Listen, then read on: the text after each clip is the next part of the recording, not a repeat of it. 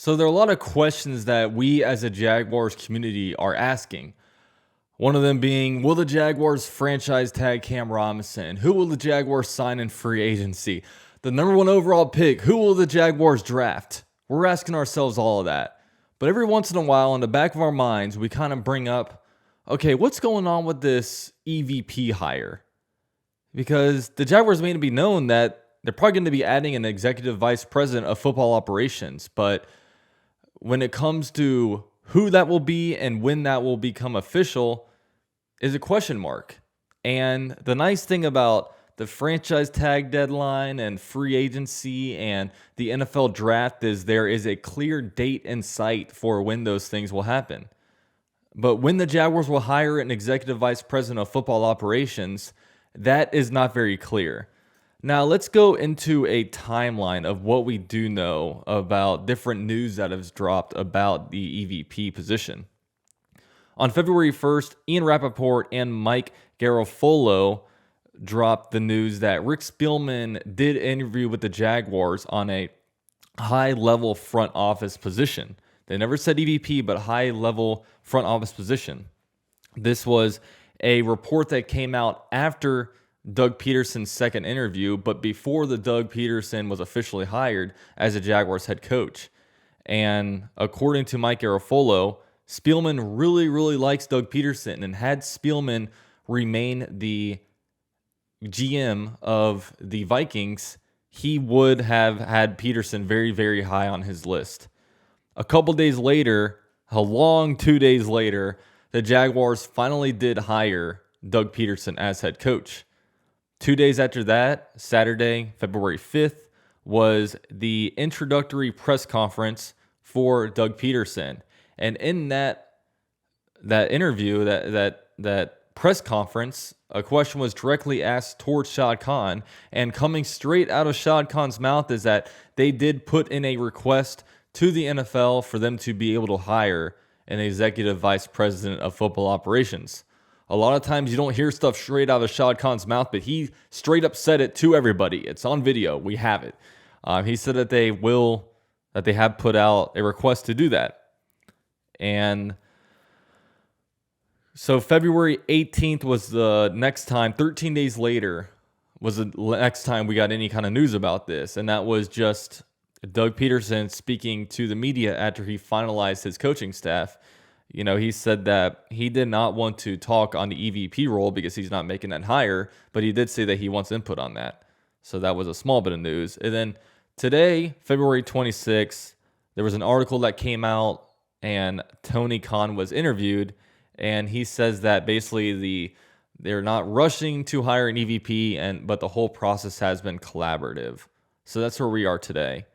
And my opinion on this whole thing is this. Look, when you have a head coach opening, it is an urgent thing that you have to get a head coach in place. I mean, you have to, when you have that spot vacant, you have to go in there and, kind of get a head coach in as soon as you can. Also, when the GM spot is open, you have to get that spot filled. But with an EVP, I don't think that's an urgent hire. I don't think they have to go out there and hire a guy tomorrow and make that priority, like a top priority, to get somebody in place. Because when it comes down to it, not every team has an EVP. I think probably most teams don't have an EVP. I haven't gone through and looked at a list of teams that have one, but I don't think most teams have an executive vice president of football operations. And if I were to predict when the Jaguars were to hire an EVP, I think it would probably come after the NFL draft. And I say that because of this. Look, in less than 2 weeks, the Jaguars have to make a $16.5 million decision on whether or not to franchise tag Cam Robinson. In 2 or 3 weeks, you have to, and also before then, you have to figure out, do you want to give DJ Chark an extension, some kind of deal, whether it be a 1-year deal, 3-year deal, 4-year deal, or whatever. You have to figure out what you want to do with a talented DJ Chark. In a few weeks, I think less than 3 weeks, free agency will be here. You have $58 million in cap space you have to figure out what you wanted to do with. And then before you know it, in about 2 months, we have the NFL draft here. And I think at this moment, we're too far into the process to bring in an EVP and really shake up the whole entire structure chart at this moment. There are just too many moving parts. These next 2 months are critical when it comes to determining what we will do with this roster and the future of this roster.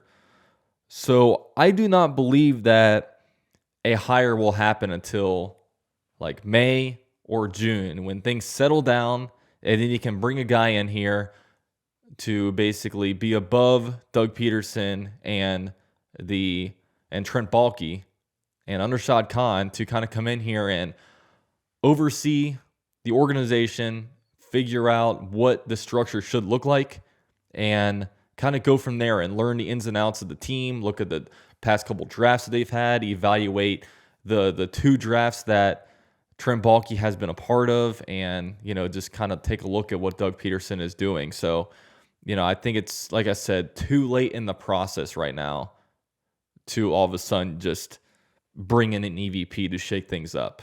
You know what I mean? I could be wrong, but that's what my feelings on it are, and that just this hire is not urgent. They can truly take their time with this. They can really go out and talk to everybody. Now, when it comes to an EVP, here are a few traits that I would want in an EVP. I want them to have been a general manager in the NFL, and I want them to have been a successful GM. I don't want a GM that was a GM. He was a good dude, but he was trash. He couldn't draft worth of crap. I want a guy that has been good at drafting, has been successful, has had good free agent classes. And look, I know, and every GM out there has their black marks. They have dark moments where they shouldn't have drafted this guy, but a lot of GMs have their definite highlights. So when the Jaguars do hire an EVP, I don't want people saying, "Oh, well, he drafted this guy. He sucks." You know what I mean? That's not how it works. Another thing is I don't want them to mitigate with coaching.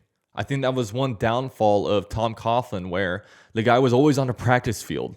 He was always sitting there, just close up to everything. And I don't think that, and look, if an EVP wants to come out to some practices, that's fine. But I think that Tom Coughlin, that was one of his failures, was that he was just way too involved with on the coaching side. And that, it probably with Doug Marrone out there, he's probably like, dude, can he just go away for a little bit? I mean, he was just always around like a mosquito next to your ear when you're outside trying to bat it away.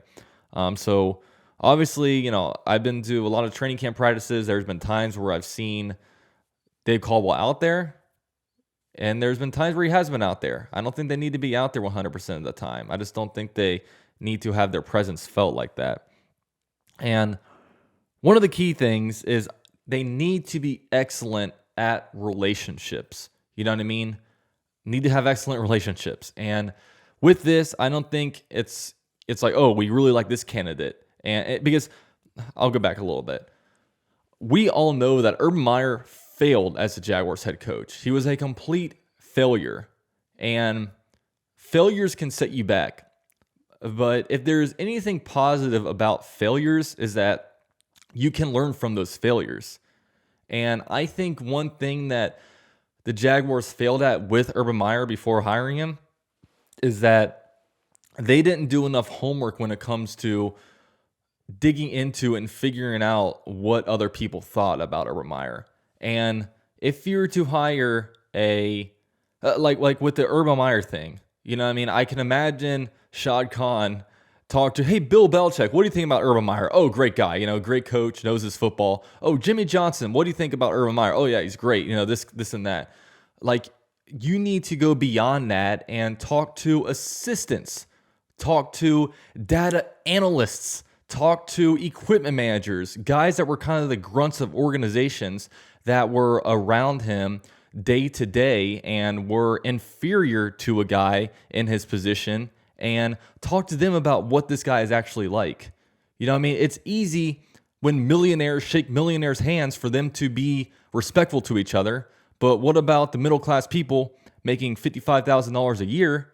What about those guys? How are those guys treated by this person? And, I think that they have to be able to be good with relationships, because I think that is one thing that has failed the Jaguars. It seems like they've had, like with Dave Caldwell, one telling thing about Jalen Ramsey was, when he spoke out, everybody talks about Jalen Ramsey. Tom Coughlin failed Jalen Ramsey. Everybody says that. But, he spoke pretty recently, I think on, who was it? Aqib Talib's podcast. It was Aqib Talib. He said that, like, Dave Caldwell was, like, terrible because Dave Caldwell was too afraid to talk to Jalen Ramsey face-to-face and tell him things. He would basically, if Dave Caldwell would pass him by in a hallway, hey, Jalen, how are you? But then, later that day, if he had an issue with them, he would text his agent, hey, can you tell Jalen can you tell Jalen to do this, to do that? It's like, look, if you have a problem, say it to his face. You know what I mean? And obviously, Urban Meyer, like, kicking people behind the scenes. There's been a lot of just really darkness and bad relationship people in the Jaguars organization. You got to bring in people that treat others well. Like I can remember when, I'm getting off on tangents here, but Robert Saleh and I believe Shanahan, who was coaching under Brian Kelly, basically while they were at Notre Dame, or either Notre Dame or Cincinnati. I think it was Cincinnati, actually. But they were invited over to an event from Brian Kelly, and they were forced to do like basically valet cars and stuff like that. I'm butchering the story, but at the end of the day, what they said was, look, I am not going to, once I get into a high position, I am not going to treat people the way this guy treated us. You know what I mean? So I really think that you had to get a guy that is good at relationships with, Shad Khan, with the trio of Doug Peterson, Trent Baalke, because I was sitting there at the introductory press conference for Doug Peterson, and I was like, I love Doug Peterson, but I don't love the two people to the left and right of him. You have Shad Khan and Trent Baalke, and then Doug Peterson. I was like, you need to get one more guy in there, one more guy that knows what he's doing, because ultimately, over time, and we know this from the coaching staff, usually GM and head coach tower over, the head coach. You know what I mean? When if what's called, if football is an industry, you know what I mean? The Shad Khan and GM, owner and GM, that's the white collar part of the team. And then Doug Peterson, the head coach, and the coaches are like the blue collar part. You know what I mean? And a lot of times when games are going on, the owner is sitting right next to the GM, and then the GM can say, oh, this guy sucks at that, this guy sucks at that. You know what I mean? So with all that said, big time tangent, but I want them to be excellent at relationships. And you guys can take that whatever you want. And then I also want them to have been a part of good organizations for several years. Organizations that aren't drafting the top 5 every year, top 10 every year. Organizations that make playoff runs, that generally have winning records. I'm not talking about teams that win Super Bowls every other year. I'm not even talking about teams that are in the Super Bowl all the time. But, teams like with Rick Spielman's connection to the Vikings. Vikings have been a winning organization. They just haven't really been able to get over the hump. Steelers, Ravens, teams like this. I don't want to hire a guy that's a 35-year-old pro personnel scout, head of pro personnel scouting from the Jets or the Dolphins. I don't want to do that. I want to have someone that's been a part of a good organization for several years. So those are some of the traits I look for in a EVP as I flip over my paper. Now, there have been 2 names that have been linked to this Jaguars EVP position. One of them is the obvious Rick Spielman. Rick Spielman was broken before Doug Peterson was even hired, and we were hoping that, similar with the Tom Coughlin and Doug Marrone thing, we thought that maybe these 2 names would be dropped on the same day. But Rick Spielman, he was brought up and then just kind of died. We haven't heard his name in a while. And he was a good GM, 16 years as Vikings GM. He got a lot of guys in the middle of the draft, like Stephon Diggs in the 4th round. He had Dalvin Cook in the 2nd round. I mean, he really nailed a lot of draft picks. The only thing he couldn't do was get the quarterback position right. But hopefully, he was a Vikings GM for 16 years. Hopefully, Trevor Lawrence is our quarterback for 16 years. And our only worry is who's going to be our backup quarterback. Hopefully. So Rick Spielman is a name that's been brought up. And another guy that was quietly brought up is Rick Smith. He was a former GM for the Texans who did a very good job over there. Jason LaCanfora from CBS basically said that there were rumors that he could join the Jaguars front office in some capacity. And I would think this would have to be an EVP position because he is probably too qualified to be anything below a GM because he did a very good job at GM. So I would imagine that might be an EVP position.